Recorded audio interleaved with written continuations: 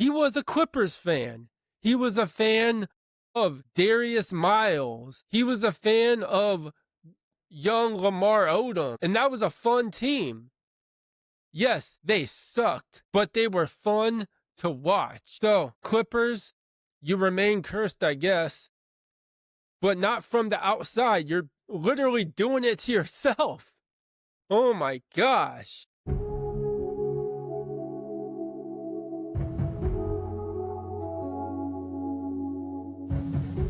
Hey, what's going on, everybody?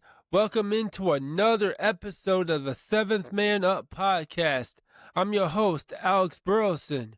Man, so today's episode, it's going to be a fun one. I'm going to bring a little more of motivation and encouragement, and you'll see how it all goes down. So, it's NBA. Let's get right into it.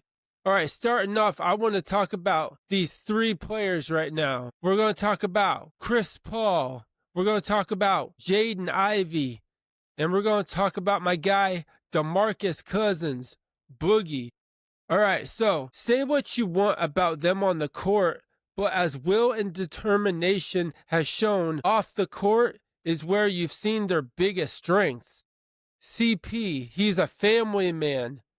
Been president of the Players Association, so many people coming at CP, and that ain't right. Draymond Green had beef with him. DeMarcus Cousins had beef with him. And I got to bring this up about DeMarcus Cousins. He said this about the Chris Paul situation with the Clippers just recently. And we'll get into that later, but he said this. Still hate the bleep out of the guy, but you got to give the man his flowers. And he's right. DeMarcus Cousins is right about Chris Paul. And speaking of his character, not many people know this, that when he was in high school, before a big game, his grandpa was murdered at the age of 61. And to honor him, Chris Paul scored exactly 61 points. And on a free throw, he intentionally missed what would have been his 62nd point. Man, that's incredible for Chris Paul to honor his grandpa like that. And CP3, for your career on and off the court, I give you props, bro. All right, I talked about him earlier, and I've got to bring it home to Sac. DMC, Boogie, the man, the myth, the closest thing to Rasheed Wallace. Oh my gosh, man. I'm kidding, Boogie. I love you, man. Cousins got bagged on a lot because of his overly passionate side to the game.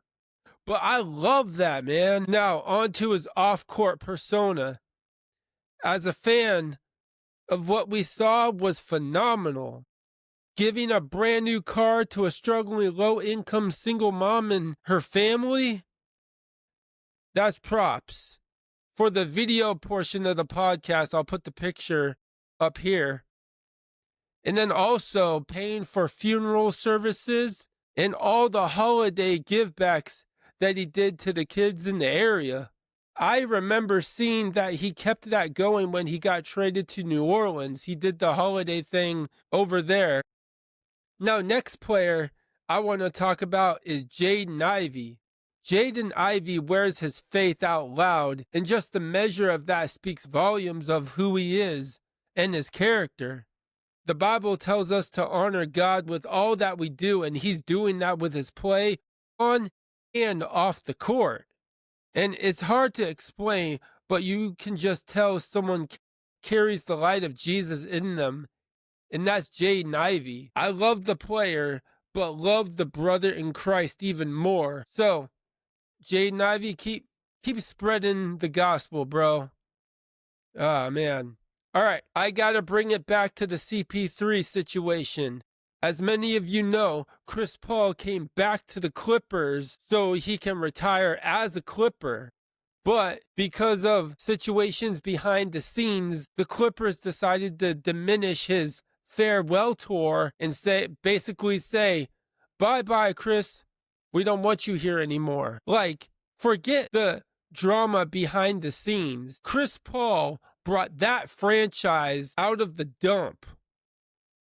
Looking at the franchise as a whole, the Clippers, you could say, are even worse than my Sacramento Kings.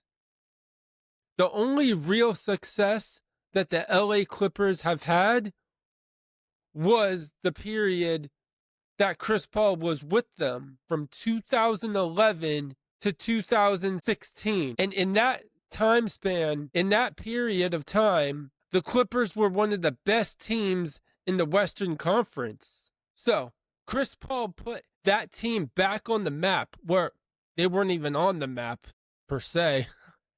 But Chris Paul, he put that team on the NBA map so much where even after that time period, players like Kawhi Leonard wanted to come and play for the Clippers. Paul George wanted to come and play for the Clippers. And man, I love Paul George. I remember an interview where he was talking about the team that he grew up watching because he's from the LA area. It wasn't the Lakers. He was a Clippers fan. He was a fan of Darius Miles. He was a fan of young Lamar Odom. And that was a fun team. Yes, they sucked, but they were fun to watch. So, Clippers, you remain cursed, I guess. But not from the outside. You're literally doing it to yourself. Oh my gosh. Oh man. All right, moving on here. Let's talk about the baby goat. Let's talk about LeBron. LeBron got to be the humblest, prideful player in the NBA. Dude went 1,297 games of double-digit points. And what a way to end that streak by passing the ball for the buzzer-beater assist to Rui Hachimura. Love LeBron, and even though his scoring streak ended, getting that game-winning assist solidified his legacy even more. Now, how amazing is that? Remember in the beginning when I was saying I'm going to shake things up, it's going to be a little different, more motivation, more encouragement. All right, let's get right into it. This segment I'm calling halftime. That crazy stat by LeBron is like us today. For so long, we're all about me, until we have to make a decision, right? A decision for the betterment of what's needed or what I want. But God says it's all about me. God says it's all about him, not you. Life can push you to the brink until you call on God. Call on God, not just in those times, but in every season. Not just the NBA season, but again, in every season of life. All right, back to the NBA content. I want to do another weird top 5. We're going to go over the top 5 worst NBA players from the past 25 years. So here it goes. Number 5 is Adam Morrison. Now, Adam Morrison, the guy just stank on the court and off the court. Teammates would say he would not shower, so the guy ran up the stink.